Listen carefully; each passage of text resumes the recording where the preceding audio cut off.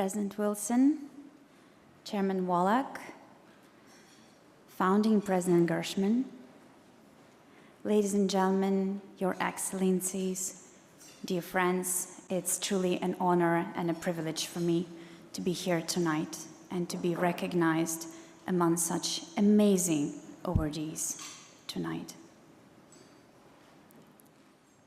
And I want to say,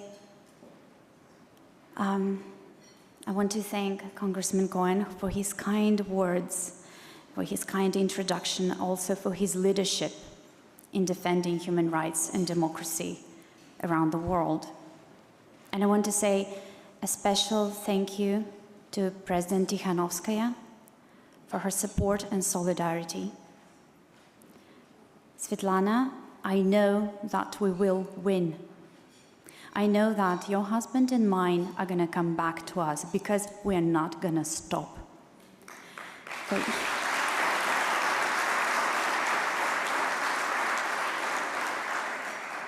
We're not going to give up the fight.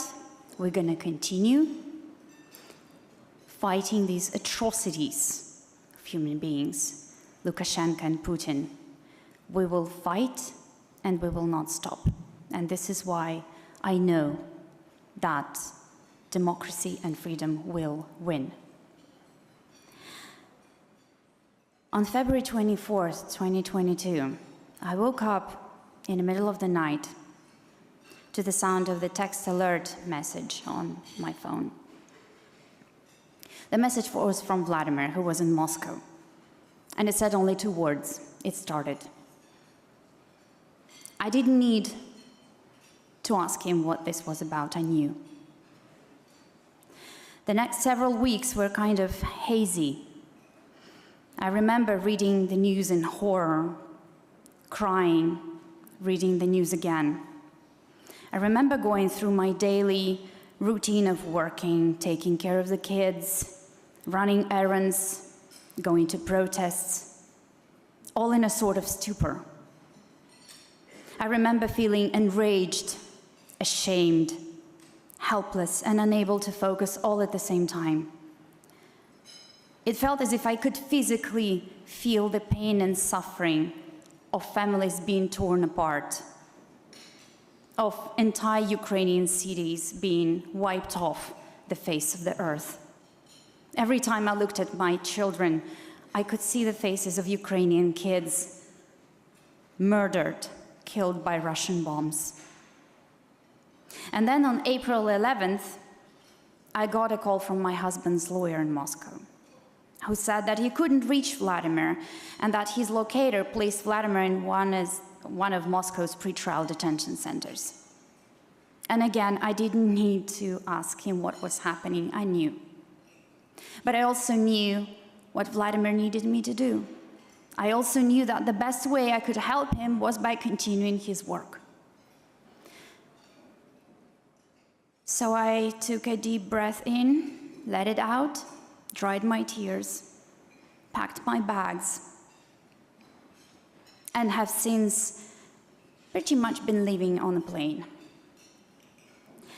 Eleanor Roosevelt said that a woman is like a tea bag. You can't tell how strong she is until you put her in hot water. I don't know how strong I am.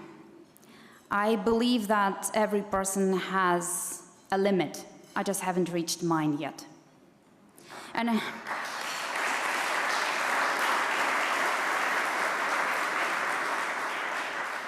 I certainly don't know what I'm doing half the time.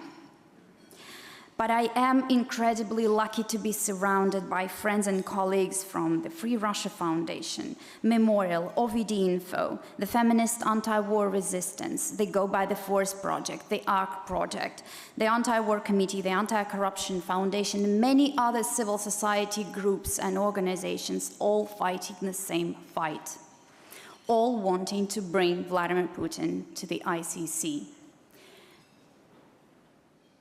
And I am deeply, beyond humbled to receive the Democracy Service Medal from the National Endowment for Democracy. And I would like to dedicate it to my Russian colleagues whose bravery, resilience, and commitment despite the horrendous circumstances, have been a source of inspiration to me.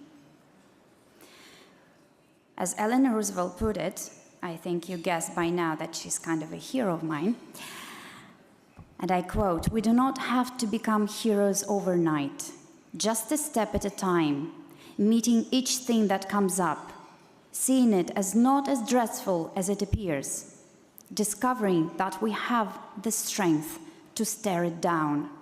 End of quote.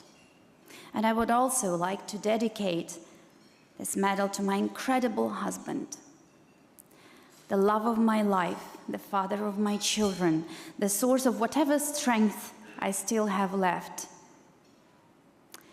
And also my partner in crime, what with him labeled a foreign agent and a traitor, and me working for an undesirable organization. The man of integrity and honor, whom I'm so incredibly lucky to be sharing my life with. And because I'm here tonight to receive this medal, also on behalf of Vladimir, Vladimir sent something for me to read to you. So as always, it is my pleasure and privilege to share Vladimir's voice and his vision with you. President Wilson, Chairman Wallach, Founding President Gershman, Your Excellencies, ladies and gentlemen, dear friends. I am deeply humbled to be presented with the Democracy Service Medal from the National Endowment for Democracy, an organization that has for more than 4 decades carried the message of hope, freedom, and human dignity to the furthest and most repressed corners of the world, and that, today as ever, remains faithful to the conviction expressed by President Reagan in his Westminster address that, and I quote, "Freedom is not the sole prerogative of the lucky few, but the inalienable and universal right of all human beings," end of quote. 2024 is a year of big anniversaries, some tragic, like the massacre on Tiananmen Square, some happy, like the fall of the Berlin Wall. In Russia, this year marks 25 years since Vladimir Putin came to power. A whole generation of Russians has grown up without knowing any other reality. And in the free world, a whole generation has grown up thinking that that is what Russia is, a despotic and belligerent power that wants to behave in the 21st century by 17th century rules, a country that represses its own people and invades its neighbors. But that's only half of the story. Because despite a quarter century of Putinism, there is a different vision of Russia, more hopeful, more peaceful, more democratic. And that vision lives in the tens of thousands of Russians who have protested against Putin's war in Ukraine, who have brought flowers to makeshift memorials for Alexei Navalny all over the country, who have waited in long lines to sign nomination papers for the barred anti-war candidate in this year's so-called presidential election. Many of those who share this vision are now in prison. Today's Russia holds more political prisoners than the Soviet Union did in its later years. And behind these numbers are people of all ages and all walks of life who have refused to stay silent in the face of the atrocities committed by Putin's regime. I have met many of them over the past 2 years. We have shared prison cells, police vans, cramped sleeping wagons, courthouse, prisoner holding cells. And each and every one of them has made me proud of my Russia, the Russia of Boris Nemtsov and Alexei Navalny, the Russia I call home. It is an incredible honor to receive this award, and I thank you from the bottom of my heart, but I view it first and foremost as your recognition of all Russian citizens who are today standing up to the Putin regime, even at the cost of their personal freedom. All those who believe in a peaceful, civilized, and democratic future for Russia. Despite everything, I have no doubt that that future will come. Thank you all so very much.